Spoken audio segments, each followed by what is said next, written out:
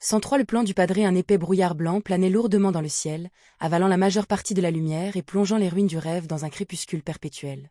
Lumian se leva, étirant ses membres et observant le sommet de la montagne souillé de sang tout en évaluant son état. Par rapport à Hunter, la force, les réflexes, la vitesse et l'agilité du provoqué s'étaient améliorés, quoique modestement.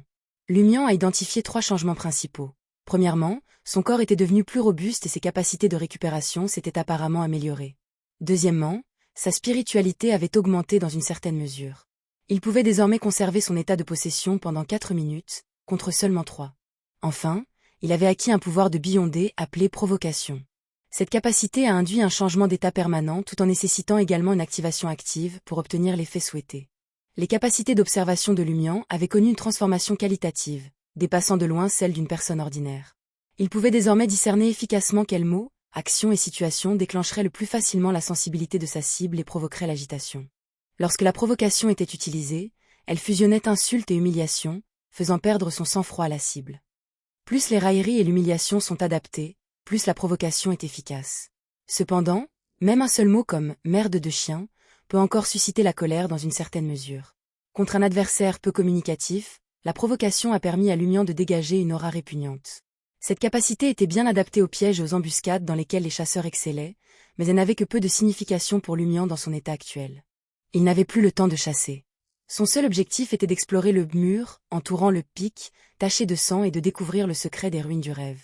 En revanche, les améliorations apportées à sa spiritualité et à sa résilience physique lui ont plu. À tout le moins, il pourrait maintenant approfondir davantage la zone sombre qui l'endormait autrefois. Avec le boost de la potion, Lumian massa ses tempes. Cette fois, l'activation de sa vision spirituelle s'est déroulée sans problème. Il avait enfin la capacité d'invoquer facilement sa vision spirituelle.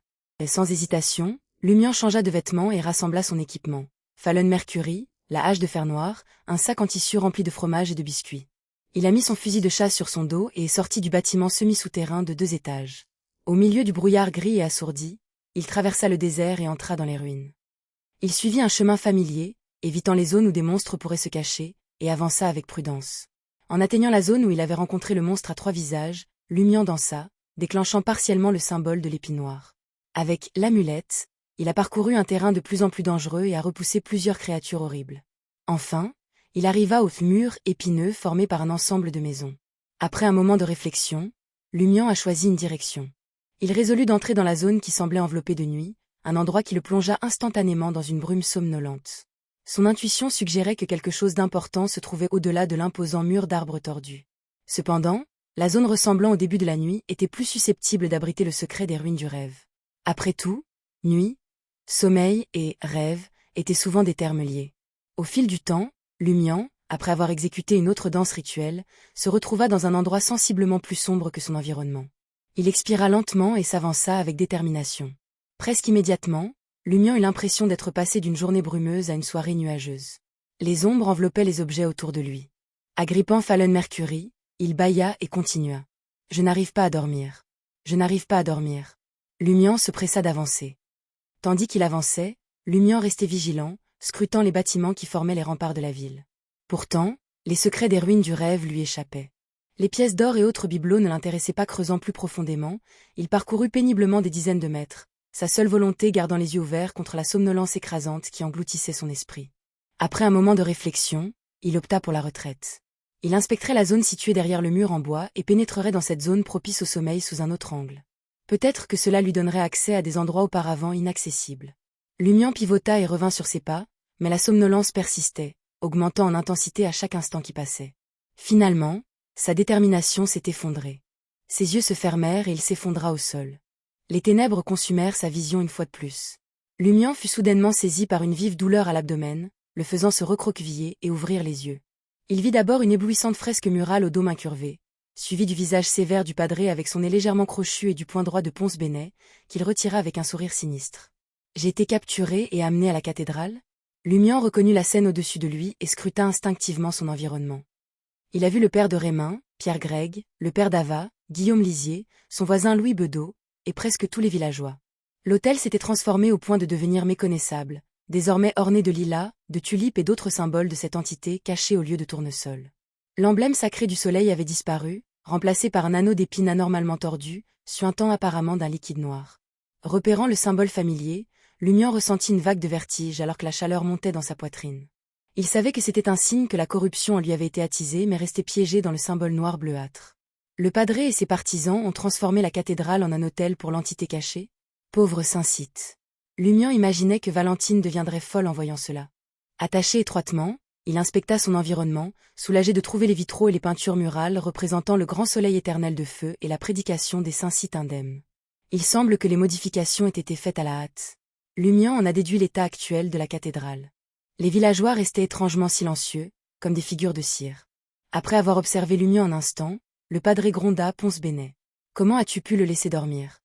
Tu aurais dû le réveiller dès que tu l'as ramené à la cathédrale. » « Compris, » répondit Ponce Bénet, son regard inhabituellement déférent, comme si le padré était sa divinité ou son dirigeant. Appuyé contre un pilier, Lumian leva les yeux vers Guillaume Bénet. « Où est Aurore ?» Le père sourit énigmatiquement. « Vous le saurez bien assez tôt. » Et les trois étrangers?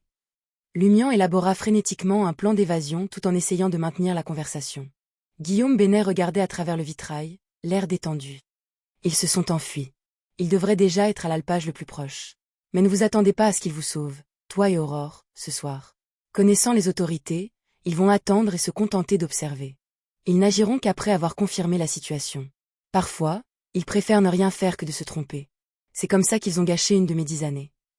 Lumian a concédé le point de vue du père, mais il savait que ce n'était pas pour cela que Ryan et les autres attendaient. Sans comprendre pourquoi les disciples du dieu maléfique l'avaient capturé, lui et Aurore, le groupe de Ryan n'a pas pris de mesures drastiques, comme déclencher le redémarrage de la boucle en quittant Cordu.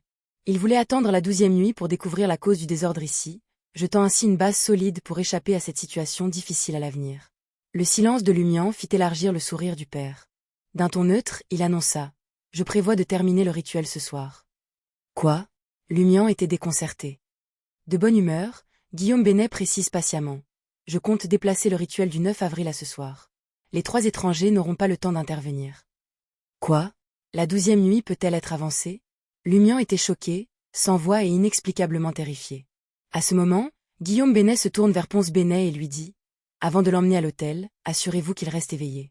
Vous pouvez utiliser n'importe quelle méthode, mais ne le tuez pas. » Ponce Bénet demanda avec empressement « Et si je le tue? Nous mourrons ensemble. » Le père lança un regard noir à son frère idiot. « M'envoyer à l'hôtel et recommencer le rituel? Le symbole noir bleuâtre sur moi pourrait-il être à nouveau utile? » Les nerfs de Lumian se calmèrent en écoutant la conversation des frères Bénet. Le prêtre redirigea son regard vers Lumian et se pencha. « Ne vous inquiétez pas, vous n'êtes pas le vaisseau. Nous avons un meilleur choix. » Un meilleur choix? L'inquiétude de Lumian grandit alors qu'il suivait le regard du prêtre vers l'hôtel d'origine. Aurore y était apparue à un moment donné, vêtue d'une robe blanche unie, ses cheveux dorés sans fioriture et ses yeux bleus clairs vides. « Aurore !» Lumian a crié. Aurore restait statue, insensible. Le père sourit et hocha la tête. « Oui, votre sœur est le vaisseau supérieur. Votre rôle dans le rituel est de nous aider à accélérer la chronologie. Nous n'avons pas besoin d'attendre ce moment précis ou le changement dans les constellations. » Lumian était terrifié et déconcerté. « Pourquoi puis-je contribuer à faire avancer le rituel de la 12e nuit ?» Le père se pencha une fois de plus, un sourire d'anticipation sur le visage. « Parce que la plupart des bienfaits pour lesquels nous avons prié sont en vous. » Quoi?